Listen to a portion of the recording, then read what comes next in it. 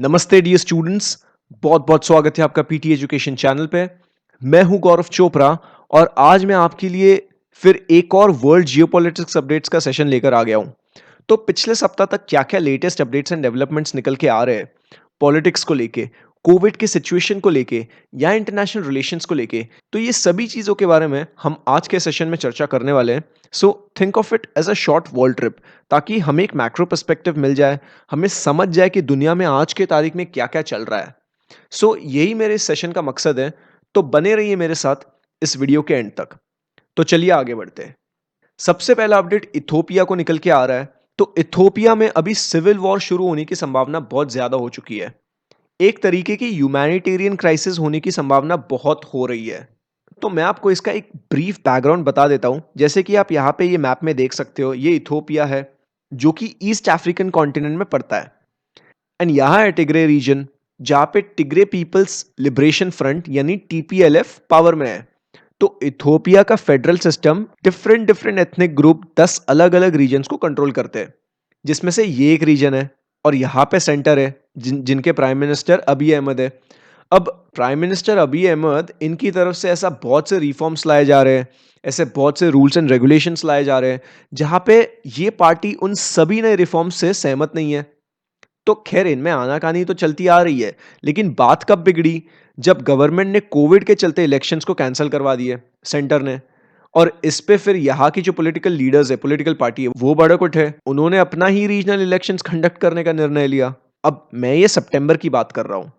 And इस पे of course PM अबी अहमद के द्वारा इन रीजनल इलेक्शंस को इलीगल घोषित करवा दिया गया है। तभी भी बात नहीं बनी, यहाँ के लीडर्स ने फिर भी अपनी प्रक्रिया जारी रखी। अब अक्टूबर में अबी अहमद की सरकार ने इस रीजन की फंडिंग को ही रोक दी और इससे फिर और टेंशन्स बढ़ने लगे।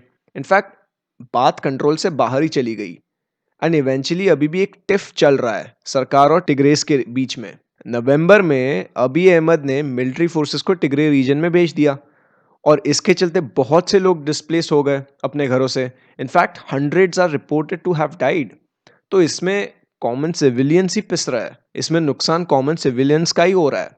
और ऐसा भी माना जा रहा है कि करीब 27,000 लोग रेफ्यूजी बनकर सूडान भाग गए।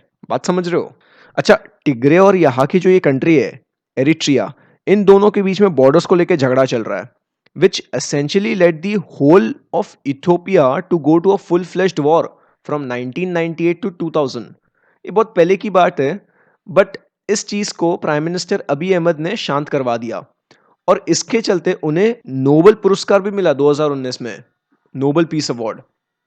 ठीक है। अगला अपडेट यूके और कनाडा को निकल के आ रहा है। तो यूके और कनाडा के बीच में हाल ही में एक डील हुई थी, जिसमें ब्रेक्सिट के बाद यूके और कनाडा में सेटा के अकॉर्डिंग ट्रेडिंग होगी। अब सेटा क्या है? सेटा मतलब कॉम्प्रिहेंसिव इकोनॉमिक ट्रेड एग्रीमेंट। तो ये trade agreement initially European union और कनाडा के बीच में नेगोशिएट किए जा रहे थे, जो कि 2009 में नेगोशिएशन शुरू किए गए। It provisionally came into force in 2017, although it wasn't signed off by all the EU member states. अब यूके और कनाडा में बेसिकली दिसंबर 2020 के बाद जो गुड्स कनाडा और यूके में ट्रेड किए जाएंगे उन पे टैरिफ्स नहीं लगेगा। Not for all goods, but 98% of the goods पे टैरिफ नहीं लगेगा। Tariff would only remain on poultry, meat and eggs. Tariff आपको पता ही है ना क्या होता है। So for those of you who don't know about what tariff basically tax duty होता है। Tax duty on imported goods. Tax duty जो इम्पोर्टेड गुड्स पे लगाई जाती है उसे टैरिफ्स बोलते हैं। Also according to this deal quotas would be increasing, जैसे quotas on European Union cheese exports to Canada, it has increased from 18,500 tons to close to 32,000 tons a year. But on the downside, it does nothing for trade in services. It does nothing for trade in financial services. अब financial services तो UK का flagship चीज है, बहुत बड़ी है वहां पे फाइनेंस इंडस्ट्री।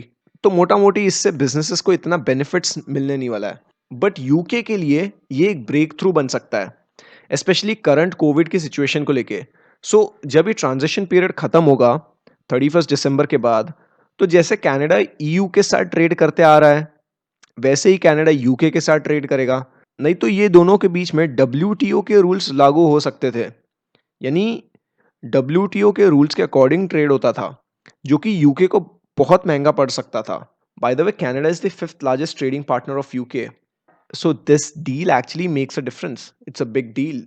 अगला अपडेट रशिया को निकल के आ रहा है।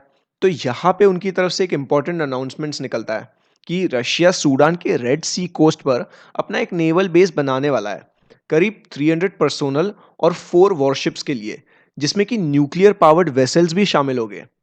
अब इससे हमें क्या पता लगता है? इससे हमें ये पता लगता है कि रशिया अपना जियोपॉलिटिक्स का फुटप्रिंट पूरे विश्व में जमाने की कोशिश कर रहा है, स्पेशली अफ्रीकन कॉन्टिनेंट में। बिकॉज ये नेवल बेस रशिया की तरफ से जो बनने वाला है वो पहला है पूरे अफ्रीका में।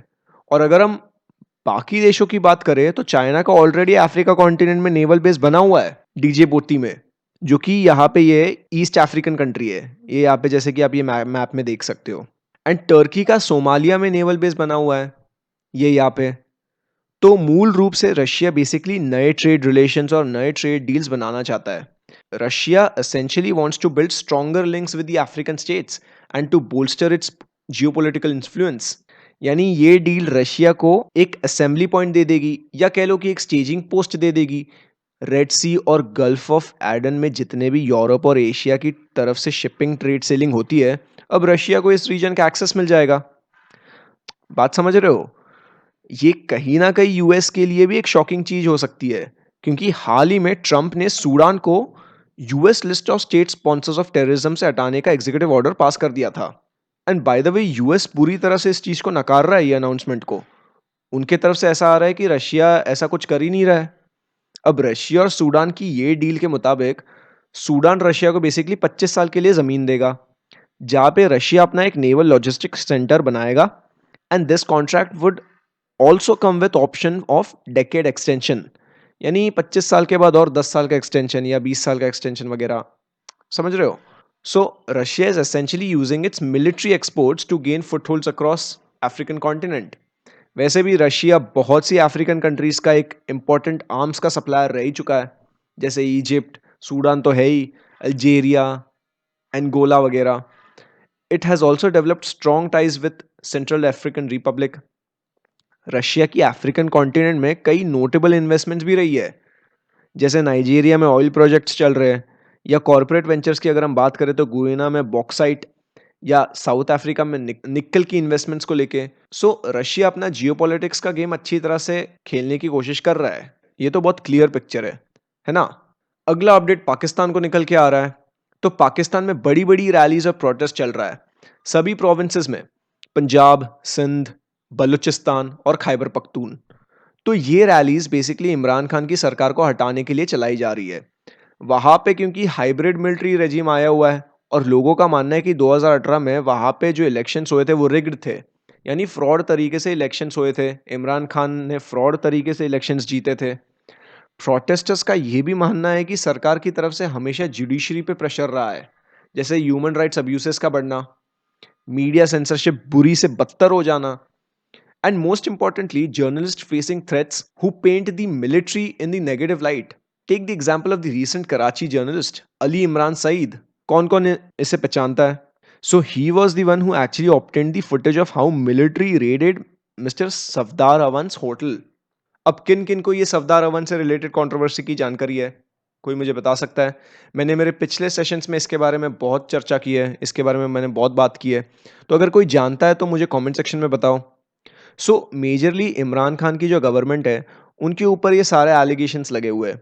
अपार्ट फ्रॉम दिस, अगर हम इंडिपेंडेंट पॉलिटिकल एनालिस्ट की बात करें या ऑब्जर्वर्स की बात करें जो ये चीज को अच्छे से समझते हैं, उनके मुताबिक पाकिस्तान के 2018 के इलेक्शंस पूरी पाकिस्तान के 73 साल की हिस्ट्री में सबसे बेकार और गंदे रहे। सो जो प्री इलेक्शन फोरकास्ट थे वो कुछ और ही रिजल्ट बता रहे थे। प्री इलेक्शन फोरकास्ट में पीएमएलएन को क्लियर विक्ट्री मिल रही थी, लेकिन इमरान खान की पीटीआई इलेक्शन बहुत थिन मार्जिन से जीती। फिर उस टाइम नवाज शरीफ जब प्राइम मिनिस्टर थे, उन्हें सुप्रीम कोर्ट ने जेल की सजा सुना दी थी, जिसपे बहुत लोगों ने विरोध भी किया था। स्पेशली जो लीगल साइड से एक्सपर्ट्स आते हैं उनका हमेशा से ये सवाल रहा है।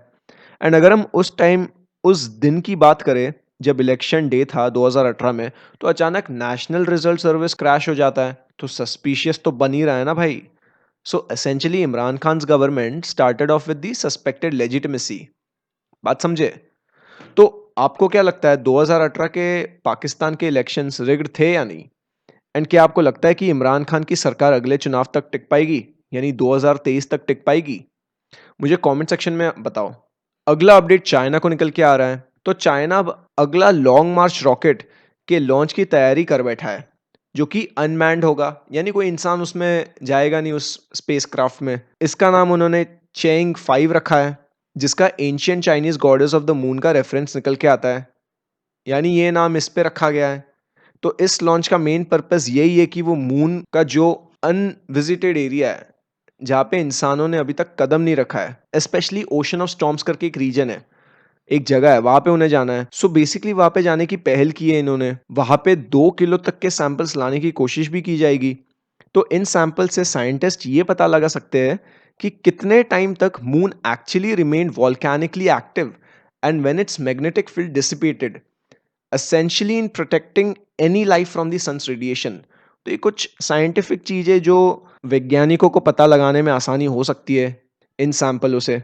अब इसका कंपैरिजन 1976 के सोवियत के द्वारा जो 170 ग्राम के सैंपल्स कलेक्ट किए गए थे उससे किया जा सकता है। और for that matter Apollo mission which actually put a man on the moon brought back 382 kgs of rocks and soil।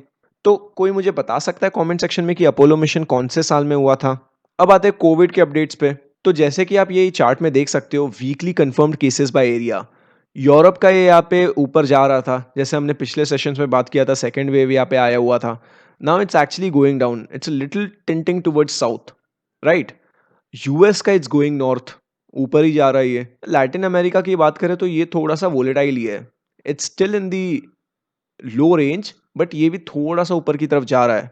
अगर हम कंफर्म डेथ्स की बात करें पिछले सप्ताह के बारे में, तो सबसे ज्यादा यूनाइटेड स्टेट्स का निकल के आ रहा है, करीब 9,500 मौतें कोविड के चलते हो चुकी है। उसके बाद फिर आता है इटली 4,200 के आसपास, देन वी हैव ब्राजील 4,000 के आसपास, और सबसे कम यहाँ पे बोलीविया को निकल के आ रहा है, 57 मौतें हो चुकी है कोविड के चलते। और ये मैं पिछले सप्ताह की बात कर रहा हूँ। अगर हम लेटेस्ट फिगर्स की बात करें तो यहाँ पे अमेरिका में 2.5 लाख लोगों की कोविड के चलते अब मौत हो चुकी है। एंड अमेरिका में कोविड के केसेस अब 1,10,00,000 तक की टैली हो चुकी है। न्यूयॉर्क में अब स्कूल्स बंद हो जाएंगे टेम्पररी बेसिस के लिए। कैलिफोर्निया की तरफ से भी ऐसा ही कुछ आ रहा है, वहाँ पे जो रीओपनिंग होने वाली थी वहाँ की इकोनॉमी में, वो अभी टेम्पररी उस पे होल्ड लगा दिया जाएगा। अगर हम साउथ कोरिया की बात करें तो South Korea has always been widely praised for bringing the disease under the control, है ना। बट अभी वहाँ पे सोशल डिस्टेंसिंग मेजर्स स्ट्रिक्ट कर दिए गए, क्योंकि वहाँ पे लगातार 4 दिनों से 200 फ्रेश केसेस निकल के आए हैं। तो वहाँ पे भी अभी रूल्स अभी स्ट्रिक्ट होने वाले हैं। अगर हम स्वीडन की बात करें तो स्वीडन में भी कोविड के केसेस अब बढ़ रहे हैं। तो वहाँ की सरकार ने भी अभी डिसाइड किया कि जो लोगों की गैदरिंग है वो भी कम की जाए, 8 के ऊपर नहीं होना चाहिए। And if you talk about the total deaths in Sweden, तो करीब 6,000 लोगों की कोविड से मौतें हो चुकी है। एंड इसका जो डेथ रेट पर कैपिटा है वो कहीं ज्यादा बड़े स्तर पे है अगर हम नॉर्डिक कंट्रीज से कंपेयर करें तो कोई जानता है कि नॉर्डिक कंट्रीज कौन कौन सी है? मुझे कमेंट सेक्शन में बताओ। अगर हम इंग्लैंड की बात करें तो वहां पे उन्होंने फॉरेन पोल्ट्री वर्कर्स पे क्वारंटीन रूल्स को लेके रिलैक्सेशन अनाउंस कर दिया है, so that to ensure that there is enough turkey on the table at Christmas. अगर हम इंडिया की बात करें तो इंडिया में अभी हाल ही में कर्फ्यू अनाउंस कर दिया है बड़े बड़े शहरों में, क्योंकि इंडिया में भी अभी केसेस बढ़ने लग रहे हैं। इंडिया में जो कोरोना वायरस के केसेस है वो करीब 90 लाख तक पहुंच गए। एंड एक दिन में 45,000 न्यू केसेस पाए गए। बात समझ रहे हो? तो सिचुएशन अभी ठीक नहीं हुई है अगर हम ओवरऑल देखें तो, बट ऐसी उम्मीद है कि जल्दी वैक्सीन आ जाएगी। बट देन अगेन उसके भी डिस्ट्रीब्यूशन चैलेंजेस है, लॉजिस्टिक्स चैलेंजेस है, सो ये टाइम ही बताएगा कि क्या सब कैसे निकल के आएगा। सो आज के लिए बस इतना ही रखते हैं। होप आपको ये जियो पॉलिटिक्स का सेशन यूजफुल रहा होगा। If you like this video make sure you hit that like button, share this video with like minded friends colleagues, और अगर आपको कोई सवाल या सुझाव हो तो उसे कमेंट सेक्शन में जरूर बताइए। We now come to an end to this session. Here are some useful resources for you from PD family. Make use of these. उम्मीद करता हूँ ये सेशन आपको पसंद आया होगा। नमस्ते, जय हिंद।